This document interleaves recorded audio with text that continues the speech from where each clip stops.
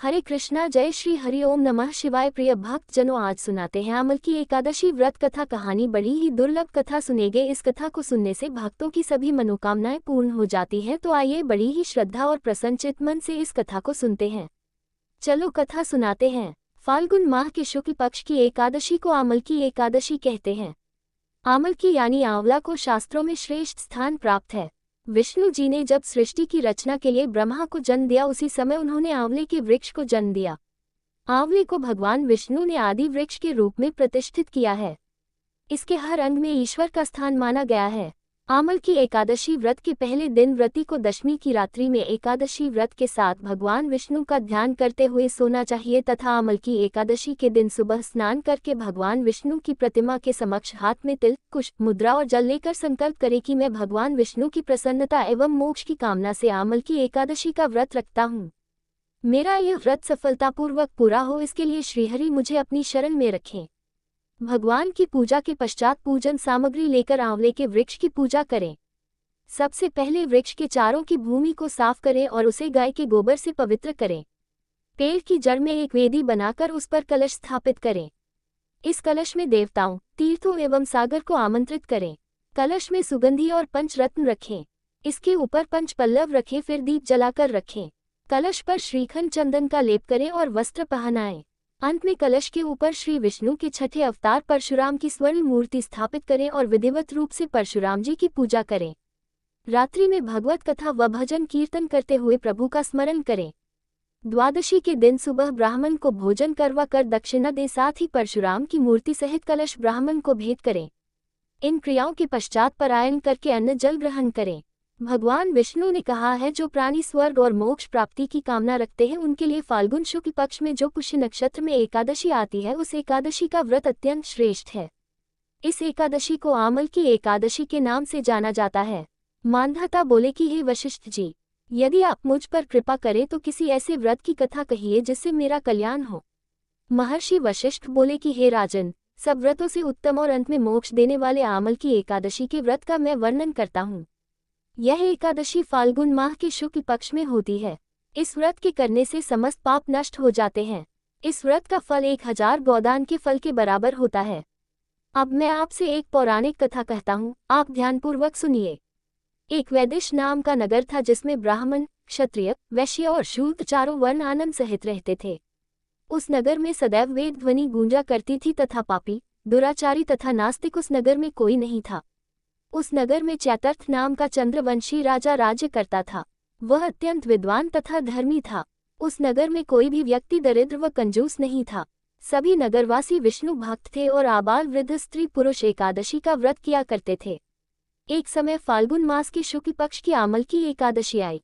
उस दिन राजा, प्रजा तथा बाल वृद्ध सबने हर्षपूर्वक व्रत किया। राजा अपनी प्रजा के साथ मंदिर में जाकर पूर्ण कुंभ स्थापित करके धूप, दीप, नैवेद्य, पंचरत्न आदि से धात्री आंवले का पूजन करने लगे और इस प्रकार स्तुति करने लगे। हे धात्री, तुम ब्रह्म स्वरूप हो, तुम ब्रह्मा जी द्वारा उत्पन्न हुए हो और समस्त पापों का नाश करने वाले हो, तुमको नमस्कार है। अब तुम मेरा अर्घ्य स्वीकार करो। तुम श्री रामचंद्र जी द्वारा सम्मानित हो, मैं आपकी प्रार्थना करता हूँ, अतः आप मेरे समस्त पापों का नाश करो। उस मंदिर में सबने रात्रि को जागरण किया। रात के समय वहां एक बहेलिया आया जो अत्यंत पापी और दुराचारी था। वह अपने कुटुंब का पालन जीव हत्या करके किया करता था। भूख और प्यास से अत्यंत व्याकुल वह बहेलिया इस जागरण को देखने के लिए मंदिर के एक कोने में बैठ गया और विष्णु भगवान तथा एकादशी महात्म्य की कथा सुनने लगा। इस प्रकार अन्य मनुष्यों की भांति उसने भी सारी रात जागकर बिता दी। प्रातःकाल होते ही सब लोग अपने घर चले गए तो बहेलिया भी अपने घर चला गया। घर जाकर उसने भोजन किया। कुछ समय बीतने के पश्चात उस बहेलिये की मृत्यु हो गई। मगर उस आमल की एकादशी के व्रत तथा जागरण से उसने राजा विदुरथ के घर जन्म लिया और उसका नाम वसुर्त रखा गया। युवा होने पर वह चतुरंगिनी सेना के सहित तथा धन धान्य से युक्त होकर 10,000 ग्रामों का पालन करने लगा। वह तेज में सूर्य के समान, कांति में चंद्रमा के समान, वीरता में भगवान विष्णु के समान और क्षमा में पृथ्वी के समान था। वह अत्यंत धार्मिक, सत्यवादी, कर्मवीर और विष्णु भक्त था। वह प्रजा का समान भाव से पालन करता था। दान देना उसका नित्य कर्तव्य था। एक दिन राजा शिकार खेलने के लिए गया।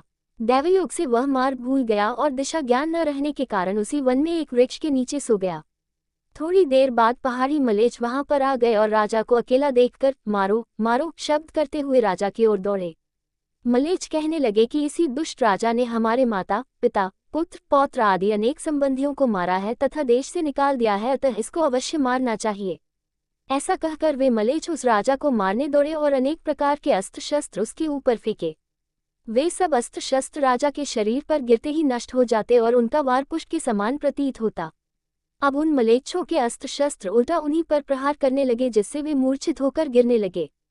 उसी समय राजा के शरीर से एक दिव्य स्त्री उत्पन्न हुई। वह स्त्री अत्यंत सुंदर होते हुए भी उसकी भरिकुटी टेढ़ी थी। उसकी आंखों से लाल लाल अग्नि निकल रही थी, जिससे वह दूसरे काल के समान प्रतीत होती थी। वह स्त्री मलेच्छों को मारने दौड़ी और थोड़ी ही देर में उसने सब मलेच्छों को काल के गाल में पहुंचा दिया। जब राजा सोकर उठा तो उसने मलेच्छों को मरा हुआ देखकर कहा कि इन शत्रुओं को किसने मारा है? इस वन में मेरा कौन हितैषी रहता है? वह ऐसा विचार कर ही रहा था कि आकाशवाणी हुई, हे राजा, इस संसार में विष्णु भगवान के अतिरिक्त कौन तेरी सहायता कर सकता है? इस आकाशवाणी को सुनकर राजा अपने राज्य में आ गया और सुखपूर्वक राज्य करने लगा। महर्षि वशिष्ठ बोले कि हे राजन, यह आमल की एकादशी के व्रत का प्रभाव था। जो मनुष्य इस आमल की एकादशी का व्रत करते हैं वे प्रत्येक कार्य में सफल होते हैं और अंत में विष्णुलोक को जाते हैं। चलो इसी में दूसरी कथा सुनाते हैं। रंग भरी एकादशी व्रत की पौराणिक कथा के अनुसार प्राचीन काल में चित्रसेन नाम का एक राजा था। उसके राज्य में एकादशी व्रत का बहुत महत्व था। राजा समेत सभी प्रजा एकादशी का व्रत बहुत ही श्रद्धा और भावपूर्वक किया करते थे। राजा चित्रसेन को आमल की एकादशी के प्रति बहुत गहरी आस्था थी। एक बार राजा शिकार करते हुए जंगल में बहुत दूर निकल गए। उसी समय कुछ जंगली और पहाड़ी डाकुओं ने राजा को घेर लिया और शस्त्रों से राजा पर प्रहार करने लगे, परंतु जब भी कोई डाकू राजा पर शस्त्र प्रहार करता, वह शस्त्र ईश्वर की कृपा से पुष्प में परिवर्तित हो जाता। उन डाकुओं की संख्या बहुत अधिक थी, अतः राजा संज्ञाहीन होकर भूमि पर पड़ा। उसी समय राजा के शरीर से एक दिव्य शक्ति प्रकट हुई और उस दिव्य शक्ति ने समस्त दुष्टों को मार गिराया और वह अदृश्य हो गई। जब राजा की चेतना लौटी तो सभी डाकुओं को मरा हुआ पाया। ये दृश्य देखकर राजा को आश्चर्य हुआ। राजा मन ही मन सोचने लगा कि इन डाकुओं को किसने मारा होगा। तभी आकाशवाणी हुई, हे राजन, ये सब दुष्ट तुम्हारे आमल की एकादशी का व्रत करने के प्रभाव से मारे गए हैं। तुम्हारी देह से उत्पन्न आमल की एकादशी की वैष्णवी शक्ति ने इनका संहार किया है। इन्हें मारकर वह पुनः तुम्हारे शरीर में प्रवेश कर गई। यह बातें सुनकर राजा को बहुत प्रसन्नता हुई और एकादशी के व्रत के प्रति राजा की श्रद्धा और अधिक बढ़ गई। राजा अपने देश वापस लौटा और राज्य में सबको एकादशी का महत्व बतलाया और इस एकादशी की कृपा से राजा पुनः सुखपूर्वक राज्य करने लगा। आज की वीडियो अगर अच्छी लगी हो तो वीडियो को लाइक जरूर कीजिएगा और हमारे हिंदी स्टोरी चैनल को सब्सक्राइब जरूर कीजिएगा। कि हरे कृष्णा, जय श्री हरिओम नमः शिवाय। प्रिय भक्त जनों, आज सुनेते हैं सोमवार व्रत कथा। बड़ी ही दुर्लभ कथा सुनेंगे। इस कथा को सुनने से भक्तों की सभी मनोकामनाएं पूर्ण हो जाती हैं। तो आइए बड़ी ही श्रद्धा और प्रसन्न चित मन से इस कथा को सुनते हैं। चलो कथा सुनाते हैं।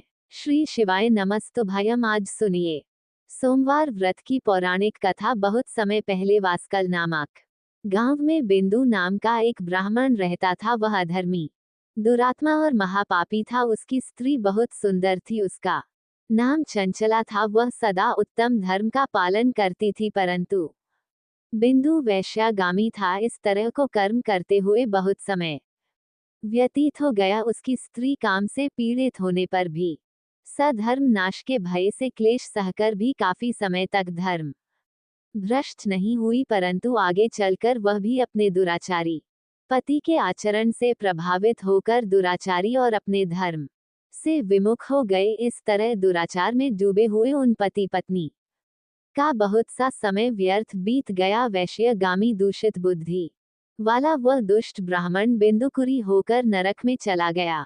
बहुत समय तक नरक के दुखों को भोग करा वह मूढ़ बुद्धि पापी विद्या पर्वत पर भयंकर पिशाच हुआ। इधर उस दुराचारी बिंदु के मर जाने पर वह चंचला नामक स्त्री बहुत समय तक पुत्रों के साथ अपने घर में रहती रही। पति की मृत्यु के बाद वह भी अपने अपने धर्म से गिरकर पर पुरुषों का संग करने लगी थी। सती विपत्ति में भी अपने धर्म का पालन करना नहीं छोड़ती। यही तो तप है। कठिन तो होता है, लेकिन इसका फल मीठा होता है। एक दिन दैव योग से किसी पुण्य पर्व के आने पर वह अपने भाई बंधुओं के साथ गोकर्ण क्षेत्र में गई। उसने तीर्थ के जल में स्नान किया और बंदी जनों के साथ यहाँ वहां घूमने लगी। वह एक देव मंदिर में गई। वहां उसने एक ब्राह्मण के मुख से भगवान शिव की परम पवित्र एवं मंगलकारी कथा सुनी। ब्राह्मण कह रहे थे कि जो स्त्रियां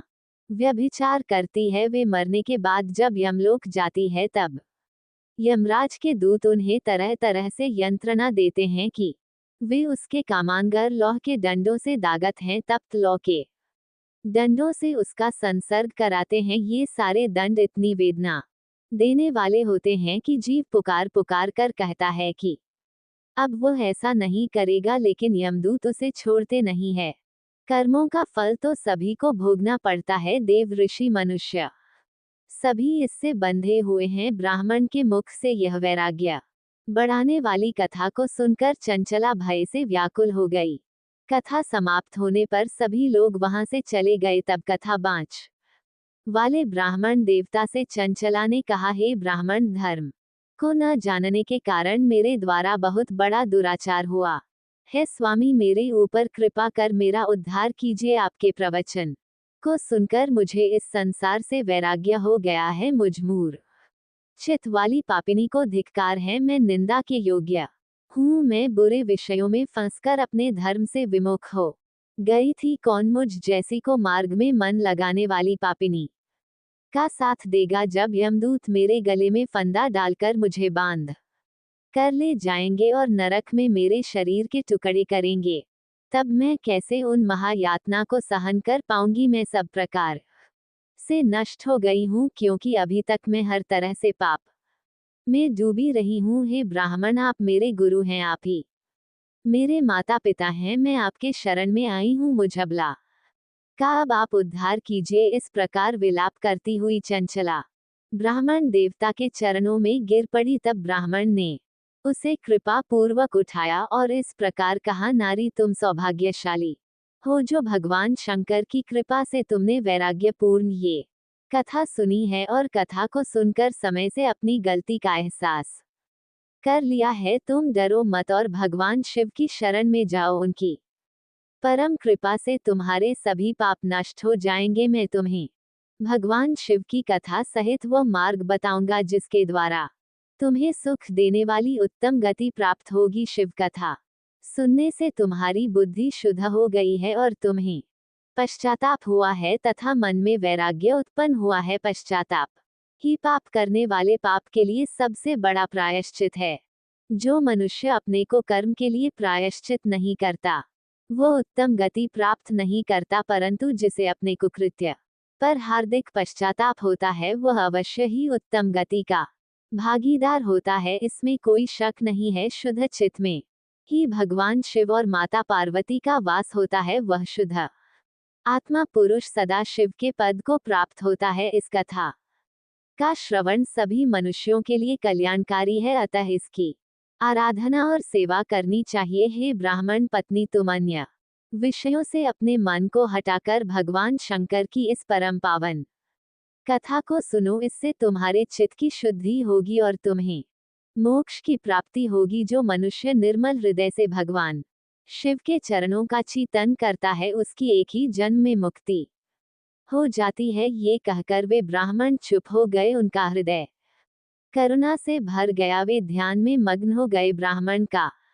यह उपदेश सुनकर चंचला के नेत्रों में आनंद के आंसू छलक आए। वह हर्ष भरे हृदय से ब्राह्मण देवता के चरणों में गिर गई और हाथ जोड़कर बोली कि मैं कृतार्थ हो गई। हे ब्राह्मण, शिव भक्तों में श्रेष्ठ स्वामी, आप धन्य है। आप परमार्थ दर्शी हैं और सदा परोपकार में लगे रहते हैं। साधु, मैं नरक के समुद्र में गिर रही हूँ, कृपा करके मेरा उद्धार कीजिए। जिस पौराणिक और अमृत के समान कथा की बात आपने की है उसे सुनकर ही मेरे मन में वैराग्य उत्पन्न हुआ। उस अमृतम कथा को सुनने के लिए मेरे मन में बड़ी श्रद्धा हो रही है। कृपया आप मुझे उसे सुनाई। कथा सुनने की इच्छा मन में लिए हुए चंचला उन ब्राह्मण देवता की सेवा में वही रहने लगी। उस गोकर्ण नामक महाक्षेत्र में उन ब्राह्मण देवता के मुख से चंचला भगवान शिव की भक्ति, ज्ञान और वैराग्य बढ़ाने वाले और मुक्ति देने वाली परम उत्तम कथा सुनकर कृतार्थ हुई। उसका चित्त शुद्ध हो गया। वह अपने हृदय में शिव के सगुण रूप का चिंतन करने लगी। वह सदैव शिव सच्चिदानंद मय स्वरूप का स्मरण करती थी। इसके बाद अपना समय पूर्ण होने पर चंचला ने बिना किसी कष्ट के अपना शरीर त्याग दिया। उसे लेने के लिए एक दिव्य विमान वहां पहुंचा। ये विमान शोभा साधनों से सजा था और शिव गणों से सुशोभित था। चंचला विमान से शिवपुरी पहुंची। उसके सारे पाप धुल गए। वह दिव्य रूप धारिणी दिव्यांगना हो गई थी। वह गौरंगी देवी मस्तक पर अर्ध चंद्र का मुकुट और अन्य दिव्य आभूषण पहने शिवपुरी में पहुंची। वहां उसने सनातन देवता त्रिनेत्र धारी महादेव शिव को देखा। सभी देवता उनकी सेवा में भक्ति भाव से उपस्थित थे। उनकी अंग कांति करोड़ों सूर्य के समान प्रकाशित हो रही थी। 5 मुख और हर मुख में 3-3 नेत्र थे। मस्तक पर अर्ध चंद्र आकार मुकुट शोभायमान हो रहा था। कंठ में नील चिन्ह। उनके साथ में देवी गौरी विराजमान थी, जो विद्युत पुंज के समान प्रकाशित हो रही थी। महादेव जी की कांति कपूर के समान गौर थी। उनके शरीर पर श्वेत वस्त्र थे तथा शरीर श्वेत भस्म से युक्त था। इस प्रकार भगवान शिव के परम उज्ज्वल रूप के दर्शन कर चंचला बहुत प्रसन्न हुई। उसने भगवान को बारंबार प्रणाम किया और हाथ जोड़कर प्रेम, आनंद और संतोष से युक्त होकर विनीत भाव से खड़ी हो गई। उसके नेत्रों से आनंद के आंसुओं की धारा बहने लगी। भगवान शंकर और भगवती गौरी उमा ने करुणा के साथ सौम्य दृष्टि से देखकर चंचला को अपने पास बुलाया। गौरी उमा ने उसे प्रेम पूर्वक अपनी सखी बना लिया। चंचल सुखपूर्वक भगवान शिव के धाम में उमा देवी की सखी के रूप में निवास करने लगी। एक दिन चंचला आनंद में मग्न उमा देवी के पास गई और दोनों हाथ जोड़कर उनकी इस स्तुति को करने लगी। हे गिरिराज नंदिनी स्कंद माता उमा, आप सभी मनुष्यों एवं देवताओं द्वारा पूजित तथा समस्त सुखों को देने वाली है। आप शंभु प्रिया है। आप ही सब गुना और निर्गुणा है। हे सच्चिदानंद स्वरूपा, आप ही प्रकृति की पोषक है। हे माता, आप ही संसार की सृष्टि, पालन और सहार करने वाली है। इस प्रकार सद्गति प्राप्त चंचला देवी की स्तुति कर शांत हो गई। उसकी आंखों में प्रेम के आंसू उमड़ आए। तब शंकर प्रिया भक्त वत्सला उमा देवी ने बड़े प्रेम से चंचला को चुप कराते हुए कहा कि सखी की चंचला, मैं तुम्हारी इस स्तुति से प्रसन्न हूँ। बोलो, क्या वर मांगती हो? तब चंचला बोली, हे गिरिराज कुमारी, मेरे पति बिंदु इस समय कहाँ है? उनकी स्थिति कैसी है? मुझे बताइए और कुछ उपाय कीजिए ताकि हम फिर से मिल सके। हे महादेवी, मेरे पति एक शूद्र जाति वैश्या के प्रति आसक्त थे और पाप में ही डूबे रहते थे। गिरजा बोली, बेटी, तुम्हारा पति बिंदु पापी था। उसका अंत बड़ा भयानक हुआ। वैश्या का उपभोग करने के कारण वह मूर्ख नरक में अनेक वर्षों तक अनेक प्रकार के दुख भोग कर अब शेष पाप को भोगने के लिए विद्या पर्वत पर पिशाच की योनि में रह रहा है और वह दुष्ट वहीं वायु पीकर रहता है और सब प्रकार के कष्ट सहता है। गौरी देवी की यह बात सुनकर चंचला अत्यंत दुखी हो गई। फिर मन को किसी तरह स्थिर करती हुई दुखी हृदय से मां गौरी से उसने एक बार फिर पूछा, हे महादेवी, मुझ पर कृपा कीजिए और मेरे पापी पति का अब उद्धार कीजिए। कृपा करके मुझे वह उपाय बताइए जिससे मेरे पति को उत्तम गति प्राप्त हो सके। गौरी देवी ने कहा, यदि तुम्हारा पति भगवान शिव की पुण्यम उत्तम कथा सुने तो वह इस दुर्गति को पार करके उत्तम गति का भागी हो सकता है। अमृत के समान मधुर। गौरी देवी के यह वचन सुनकर चंचला ने दोनों हाथ जोड़कर मस्तक झुकाकर उन्हें बार बार प्रणाम किया और प्रार्थना की कि मेरे पति को भगवान शिव की कथा सुनाने की व्यवस्था कीजिए। ब्राह्मण पत्नी चंचला के बार बार प्रार्थना करने पर शिवप्रिया गौरी देवी ने भगवान शिव की महिमा का गान करने वाले गंधर्व राज तुमरो को बुलाकर कहा, तुमरो, तुम्हारी भगवान शिव में प्रीति है। तुम मेरे मन की सभी बातें जानकर मेरे कार्यों को सिद्ध करते हो तो मेरी इस सखी के साथ विंध्य पर्वत पर जाओ। वहां एक महाघोर और भयंकर पिशाच रहता है। पूर्व जन्म में वह पिशाच बिंदुकुरी वह वैश्यागामी हो गया था। वह स्नान संध्या आदि नित्य कर्म छोड़कर अपवित्र रहने लगा क्रोध के कारण। उसकी बुद्धि भ्रष्ट हो गई थी। दर्जनों से उसकी मित्रता तथा सज्जनों से द्वेष बढ़ गया था। वह अस्त्र शस्त्र से हिंसा करता, लोगों को सताता और उनके घरों में आग लगा देता था। चांडाल से दोस्ती करता और वह रोज वैश्या के पास जाता था। पत्नी को त्याग कर दुष्ट लोगों से दोस्ती कर उन्हीं के संपर्क में रहता था। वह मृत्यु तक दुराचार में फंसा रहा। मृत्यु के बाद उसे पापियों के भोग स्थान यमपुरी में ले गए। वहां घोर नरकों को सहकर इस समय वह विंध्य पर्वत पर पिशाच बनकर रह रहा है और पापों का फल भोग रहा है। तुम उसके सामने परम पुण्यम पापों का नाश करने वाली भगवान शिव की दिव्य कथा का प्रवचन करो। इस कथा के सुनने से उसका हृदय सभी पापों से मुक्त होकर शुद्ध हो जाएगा और वह प्रेत योनि से मुक्त हो जाएगा। दुर्गति मुक्त होने पर उस बिंदु नामक पिशाच को तुम विमान पर बिठाकर भगवान शिव के पास ले आना। माँ उमा का आदेश पाकर गंधर्व राज तुमर प्रसन्नता पूर्वक अपने भाग्य की सराहना करते हुए चंचला को साथ लेकर विमान से पिशाच के निवास स्थान विंध्य पर्वत पर गया। वहां पहुंचकर उसने विशाल आकृति वाले पिशाच को देखा। उसका शरीर विशाल था, उसकी ठोड़ी बड़ी थी। वो कभी हंसता, कभी रोता, कभी उछलता था। महाबली तुरु ने बिंदुकुरी ने कथा वांचने के लिए स्थान तलाश कर मंडप की रचना की। शीघ्र ही इस बात का पता लोगों को चल गया कि एक पिशाच के उद्धार हेतु देवी पार्वती की आज्ञा से तुमर भगवान शिव की कथा सुनाने विंध्य पर्वत पर आया है। उस कथा को सुनने के लोभ से बहुत से देवर्षि वहां पहुंच गए। सभी को आदर पूर्वक स्थान दिया गया। पिशाच बिंदु को पासों में बांधकर आसन पर बिठाया गया और तब तुमर ने परम उत्तम भगवान शिव की अमृत कथा का गान शुरू किया, जिससे सभी श्रोता कृतार्थ हो गए। परम पुण्यम कथा को सुनकर पिशाच सभी पापों से मुक्त हो गया और उसने पिशाच शरीर का त्याग कर दिया। शीघ्र ही उसका रूप दिव्य हो गया। उसका शरीर गौर वर्ण का हो गया। शरीर पर श्वेत वस्त्र एवं पुरुषों के आभूषण आ गए। इस प्रकार दिव्य देहधारी होकर बिंदु अपनी पत्नी चंचला के साथ स्वयं भी भगवान शिव का गुणगान करने लगा। उसे दिव्य रूप में देखकर सभी को बहुत आश्चर्य हुआ।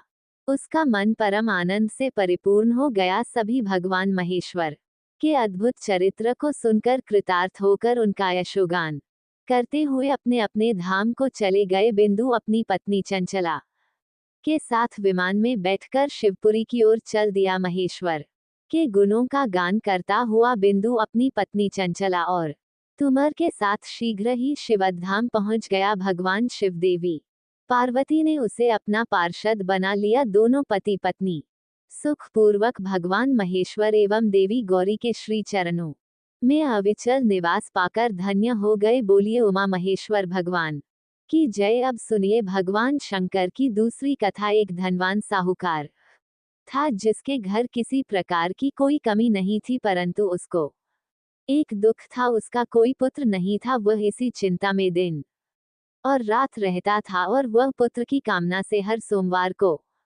शिवजी का व्रत और पूजन किया करता था। सायंकाल को मंदिर में जाकर शिवजी का दीपक जलाता था। उसके भक्ति भाव को देखकर एक समय श्री पार्वती जी ने भगवान शिवजी महाराज से कहा कि वह होकर आपका अनंत भक्त है और सदैव आपका व्रत और पूजन बड़ी श्रद्धा से करता है। इसकी मनोकामना आप पूर्ण कीजिए। तब भगवान शिव ने कहा कि हे पार्वती, यह संसार कर्म क्षेत्र है। जैसी किसान खेत में जैसा बीज बोता है वैसा ही फल काटता है, उसी तरह से इस संसार में जैसा कर्म करते हैं वैसा ही फल मिलता है। तब माता पार्वती ने अत्यंत आग्रह से कहा कि महाराज, जब यह आपका भक्त है और इससे किसी प्रकार का दुख है तो उसको अवश्य दूर करना चाहिए, क्योंकि आप सदैव अपने भक्तों पर दयालु हैं और उनके दुखों को दूर करते हैं। यदि आप ऐसा नहीं करेंगे तो मनुष्य आपकी सेवा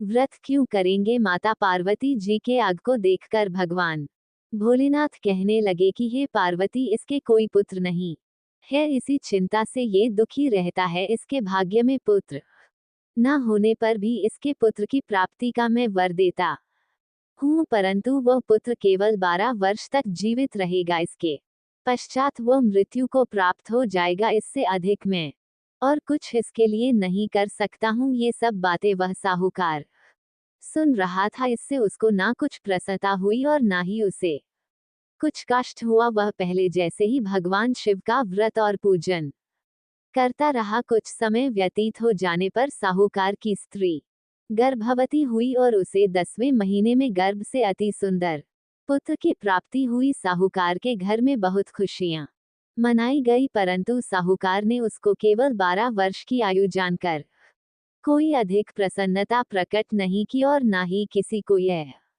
भेद बताया। जब वह 11 वर्ष का हो गया तो उस बालक की माता ने उसके पिता से विवाह आदि के लिए कहा, परंतु साहूकार कहने लगा, मैं अभी इसका विवाह नहीं करूं और पढ़ने के लिए इसे भेजूंगा। फिर साहूकार ने अपने साले अर्थात उस बालक के मामा को बुलाकर उसको बहुत सा धन देकर कहा, तुम इस बालक को काशी में पढ़ने के लिए ले जाओ और रास्ते में जिस स्थान पर भी जाओ वहां यज्ञ करना और ब्राह्मणों को भोजन कराते जाना। वे दोनों मामा और भांजा सब जगह यज्ञ करते और ब्राह्मणों को भोजन कराते जा रहे थे। रास्ते में उनको एक शहर पड़ा।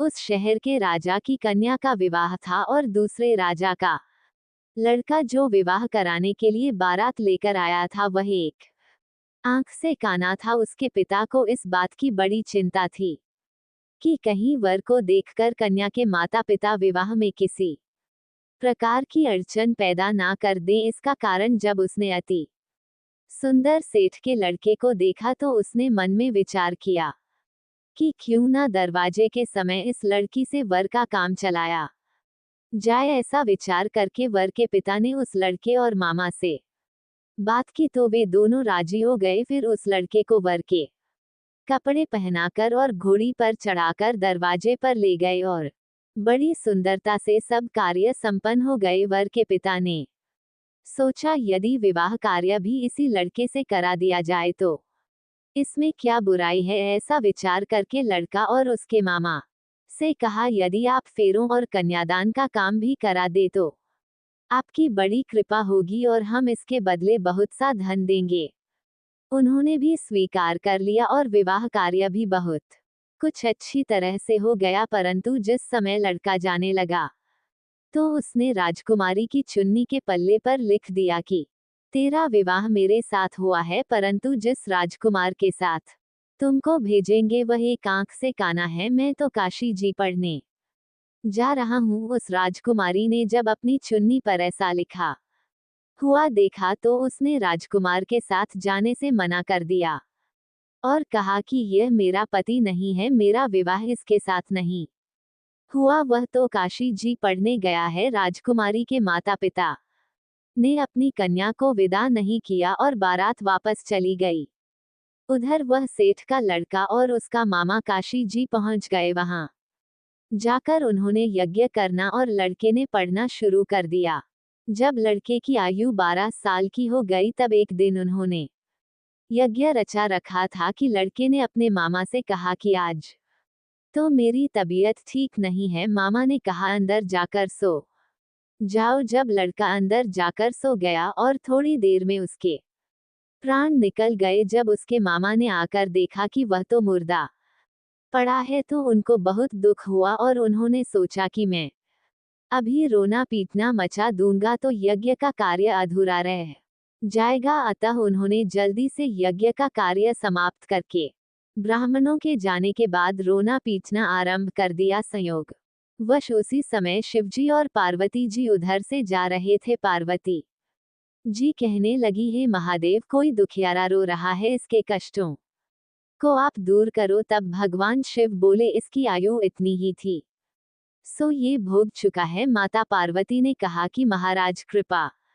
करके इस बालक को और आयु दे दो, नहीं तो इसके माता पिता तड़प तड़प कर मर जाएंगे। पार्वती जी के इस प्रकार बार बार आग्रह करने पर भगवान शिव जी ने उसे जीवन दान दे दिया और शिवजी की कृपा से लड़का जीवित हो गया। शिवजी और पार्वती जी कैलाश पर्वत पर चले गए तब इस प्रकार यज्ञ करते हुए लड़का और उसके मामा अपने घर की ओर चल पड़े। रास्ते में उसी शहर में गए जहां उसका विवाह हुआ था और जहां पर आकर यज्ञ किया तो लड़के के ससुर ने उसे पहचान लिया और अपने घर महल में जाकर बड़ी खातिर के साथ बहुत दास दसियों के सहित आदर पूर्वक लड़की और जमाई को विदा किया। जब वह अपने शहर के निकट आए तो मामा ने कहा, मैं पहले तुम्हारे घर जाकर सबको खबर करता हूँ। उस समय लड़के के माता पिता अपने घर की छत पर बैठे हुए थे और उन्होंने ये प्रण कर रखा था कि यदि हमारा पुत्र सकुशल घर आएगा तो राजी खुशी नीचे उतर कर आ जाएंगे, नहीं तो छत से गिरकर अपने प्राण खो देंगे। इतने में उस लड़के के मामा ने जाकर यह समाचार दिया कि आपका पुत्र आ गया है, परंतु उनको विश्वास नहीं हुआ। तब उसके मामा ने शपथ पूर्वक कहा कि आपका पुत्र अपनी स्त्री के साथ बहुत सारा धन लेकर आया है। तो सेठ ने आनंद के साथ उसका स्वागत किया और बड़ी प्रसन्नता से रहने लगे। इस प्रकार जो भी व्यक्ति सोमवार का व्रत करता है अथवा इस कथा को पढ़ता है या सुनता है, भगवान भोलेनाथ उसके सभी दुखों को दूर करके उसकी समस्त मनोकामनाओं को पूर्ण करते हैं। बड़ी ही श्रद्धा और भक्ति के साथ अब आप सुनिए सोमवार की दूसरी कथा। एक बार की बात है, माता पार्वती शिव जी को पति के रूप में प्राप्त करने के लिए घोर तप कर रही थी। उनके तप को देखकर देवताओं ने शिव जी से देवी की मनोकामना को पूर्ण करने की प्रार्थना की। शिव जी ने पार्वती जी की परीक्षा लेने के लिए सप्त ऋषियों को भेजा। सप्त ऋषियों ने शिव जी के सैकड़ों अवगुण गिनाए, पर पार्वती जी को महादेव जी के अलावा किसी और से विवाह मंजूर नहीं था। तब शंकर जी ने स्वयं पार्वती जी की परीक्षा लेने की ठानी। तब भगवान शंकर स्वयं प्रकट हुए और पार्वती जी को वरदान देकर अंतर्ध्यान हुए। इतने में पार्वती माता जहां तप कर रही थी वहीं पास में तालाब में मगरमच्छ ने एक लड़के को पकड़ लिया। लड़का जान बचाने के लिए चिल्लाने लगा। तब पार्वती जी से उस बच्चे की चीख सुनी नहीं गई। द्रव्य हृदय होकर वे तालाब पर पहुंची। वहां देखा कि मगरमच्छ लड़के को तालाब के अंदर खींचकर ले जा रहा है। लड़के ने देवी को देखकर कहा कि मेरी माता पिता और भाई बंधु कोई नहीं है, आप मेरी रक्षा करें। तो पार्वती जी ने कहा कि मगरमच्छ इस लड़के को छोड़ दो। मगरमच्छ बोला, दिन के छठे पैर में जो मुझे मिलता है उसे मैं अपना आहार समझकर स्वीकार कर लेता हूँ, यह मेरा नियम है। ब्रह्मदेवा ने दिन के छठे पहर में इस लड़की को भेजा है, तो मैं इसे क्यों छोड़ूं? पार्वती जी ने विनती की कि तुम इसे छोड़ दो, बदले में तुम्हें जो चाहिए वह मुझसे कहो। तो मगरमच्छ बोला, एक ही शर्त पर मैं इसे छोड़ूंगा, आपने तप करके महादेव जी से जो वरदान लिया है, यदि उस तप का फल मुझे दे दो तो मैं इसे छोड़ दूंगा। पार्वती जी तुरंत तैयार हो गई। उन्होंने कहा, मैं अपने तप का फल तुम्हें देने को तैयार हूँ, लेकिन तुम इस बालक को छोड़ दो। मगरमच्छ ने समझाया, सोच लो देवी,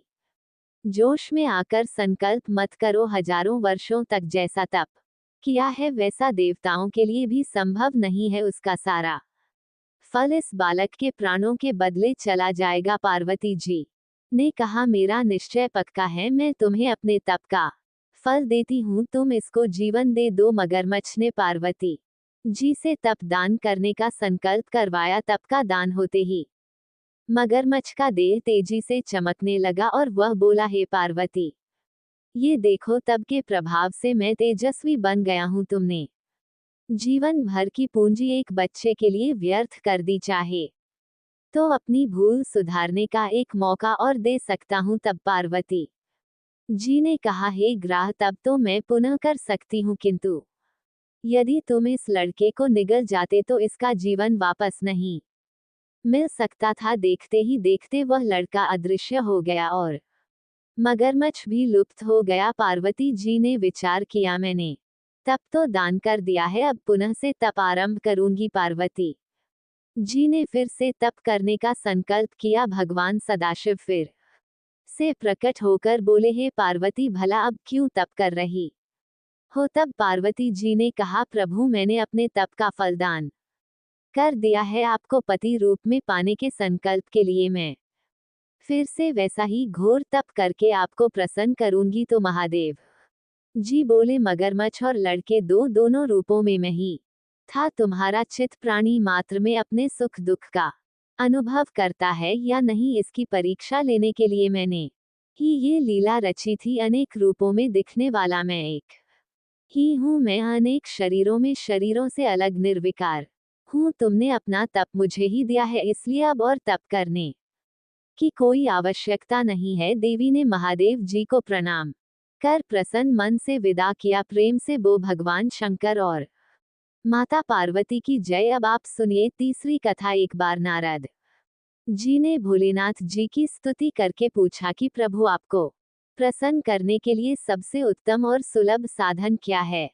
हे त्रिलोकीनाथ, आप तो निर्विकार और निष्काम है, आप सहज ही प्रसन्न हो जाते हैं, फिर भी मेरे जानने की इच्छा है कि आपको क्या प्रिय है। तब शिवजी बोले, नारद जी वैसे तो मुझे भक्त के भाव सबसे प्रिय है, फिर भी आपने पूछा है तो मैं बताता हूँ। मुझे जल के साथ साथ बिल्व पत्र बहुत प्रिय है। जो अखंड बिल्व पत्र मुझे श्रद्धा से अर्पित करते हैं, मैं उन्हें अपने लोक में स्थान देता हूँ। नारद जी भगवान शंकर और माता पार्वती की वंदना करके अपने लोक को चले गए। उनके जाने के पश्चात पार्वती जी ने शिवजी से पूछा कि हे प्रभु, मेरी यह जानने की बड़ी तीव्र इच्छा हो रही है कि आपको बेलपत्र इतने प्रिय क्यों हैं, कृपा करके मेरी जिज्ञासा को शांत कीजिए। तब शिवजी बोले, हे शिवे, बिल्व के पत्ते मेरी जटा के समान है, उसका त्रिपत्र यानी 3 पत्ते ऋग्वेद यजुर्वेद और सामवेद है, शाखाएं समस्त